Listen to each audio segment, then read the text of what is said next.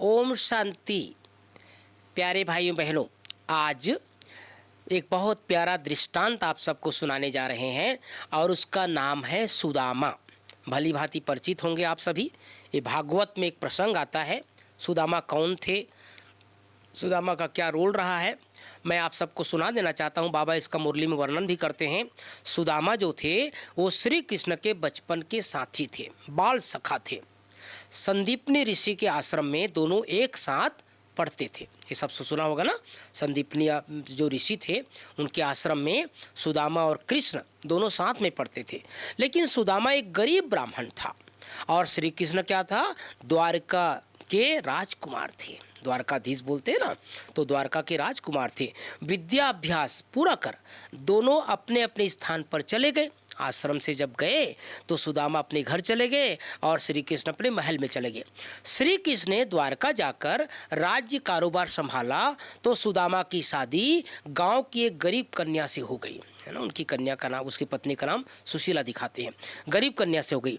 सुदामा को अनेक संतानें हुई, एक तो गरीबी और दूसरा बड़ा हुआ परिवार। इससे सुदामा के हालत और खराब होते चले गए। बच्चों और गरीबी की परेशानी से तंग आकर एक दिन सुदामा की पत्नी ने उसे गुस्से में कहा, सुदामा की पत्नी ने सुदामा को गुस्से से कहा, आप अपने मित्र श्री कृष्ण की महिमा तो बहुत करते हो, उसका वर्णन करते करते थकते नहीं हो। इतना धनवान, इतने बड़े राज्य का मालिक आपका मित्र है, तो क्या वह आपको मदद नहीं कर सकता? ये सुदामा की पत्नी ने सुदामा को कहा। क्यों नहीं, आप उसके भेंट करते, उनसे भेंट करते ताकि हमारे हालत को सुधरे।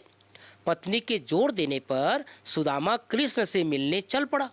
लेकिन मित्र को क्या भेंट दे, क्योंकि इतने वर्षों के बाद मित्र से मिलने जा रहे थे, तो क्या भेंट दे। तो घर में कुछ तो था नहीं, गरीबी थी। तो एक चावल की मुट्ठी, है ना, पोटली, चावल की मुट्ठी लेकर के वो चल पड़ा। उन्हों को एक पोटली में बांधकर, चावल को बांधकर बगल में दबाकर सुदामा द्वारका पहुंच गया, है ना। भाई बहनों, हम सभी ये कहानी सुनते हैं ना कि सुदामा जो है अपने घर से निकल करके कहाँ पहुंच गया, द्वारका पहुंच गया। सुदामा के आने की खबर सुनकर आप सबने वो प्रसंग देखा होगा।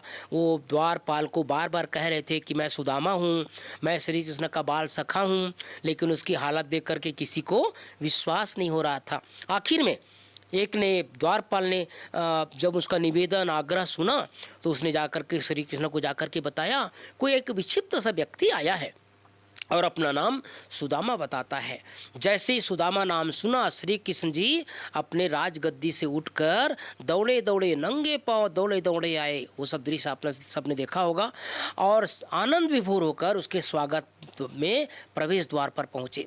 उन्हें प्यार से गले लगाया और बड़े आत्मीयता से अपने दरबार में अपने ही सिंहासन पर बिठा दिया, है ना। भगवान श्री कृष्ण जो है वो सुदामा को, अपने बाल सखा को अपने सिंहासन पर, अपने गद्दी पर बिठा दिया। उनका प्यार और सत्कार पाकर सुदामा जैसे क्या हो गया, बहुत गदगद हो गया। लेकिन दरबारी भी कृष्ण को इस रूप में देखकर आश्चर्यचकित हुआ बिना नहीं सका। जो आसपास दरबारी थे वो श्री कृष्ण का ऐसा रूप देखकर, कितना प्यार का रूप देख करके सभी आश्चर्य पड़ गए। कृष्ण ने बड़े प्यार से पूछा कि भाभी ने उसके लिए क्या भेजा है। संकोच के मारे सुदामा ने जो चावल की पोटली छुपा रखी थी वो कृष्ण को दे दी। अब भाई बहनों, अब वो दृश्य सामने लाइए। श्री कृष्ण ने उस चावल की मुट्ठी को, उस कच्चे चावल को बहुत प्यार से, खुशी से दाना दाना खाने लग गया। कृष्ण की निरहंकारिता और प्यार देखकर सुदामा जैसे गदगद हो गया, तृप्त हो गया और अपने आने का उद्देश्य ही भूल गया। उसको देख करके वो मैं किस लिए आया था, क्योंकि उनके घर की गरीबी थी और इसीलिए वो सुदामा की पत्नी ने उसको भेजा था। लेकिन जो श्री कृष्ण का जो आव भगत था, उसका प्यार था, वो सब देख करके भूल गया। कृष्ण के पूछने पर भी मुख से अपनी सहायता के बारे में कुछ न कह सका। श्री कृष्ण का अपार प्यार और सत्कार स्वीकार कर सुदामा अपने गांव वापस लौट गया। लेकिन यह क्या, जैसे अपने गांव में पहुंचा तो उसका गांव तो पूरी तरह बदल गया था।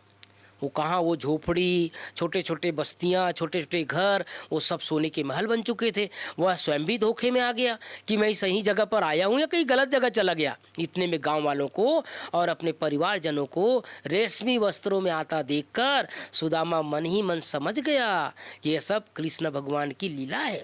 ये भगवान जो है बिना कहे देता है, उसको कहने की जरूरत नहीं, उसको बताने की जरूरत नहीं है, वो सभी मनोकामनाएं जो है पूर्ण कर देता है। उसका घर भी महल बन गया था और उसमें पशुधन है ना, सुंदर सुंदर गायें भी उनके घर में आ गए थे, सभी सुविधाएं थी। सुदामा ने मन ही मन श्री कृष्ण को बहुत दिल से धन्यवाद अदा किया। और इसका आध्यात्मिक भाव यही है भाई बहनों, जो भगवान शिव बाबा है, भोलेनाथ है, वो गरीब निवाज है, सच्ची दिल पर और साहेब राजी हो जाता है। जिनकी जैसी भावना होती है, भगवान के घर में जो एक एक पैसा भी यज्ञ में सेवा में लगाते हैं, बाबा उसे इसी जन्म में और अनेक जन्मों के लिए पद्मा पदम बना देते हैं, कई गुना रिटर्न देते हैं। तो भोलानाथ शिव बाबा बच्चों की सच्चे दिल की भावना का भाड़ा पूरा कर देते हैं। जो जितना तन मन धन मनसा वाचा कर्मणा से सेवा में लगाता है, उसका फल इसे उसी जन्म में मिल जाता है और आने वाले 21 जन्मों तक मिलता ही रहता है। तो ये सच्चे सच्चे सुदामा की कहानी है, जो बाबा के घर में बाबा के बच्चे, ज़्यादातर बाबा के बच्चे जो हैं वो सुदामा ही बनते हैं, गरीब लोग ही बाबा के बनते हैं। और बाबा कई बार कहते भी हैं कि गरीबों के पास टाइम है, अच्छा हुआ जो संगम युग में गरीब हो।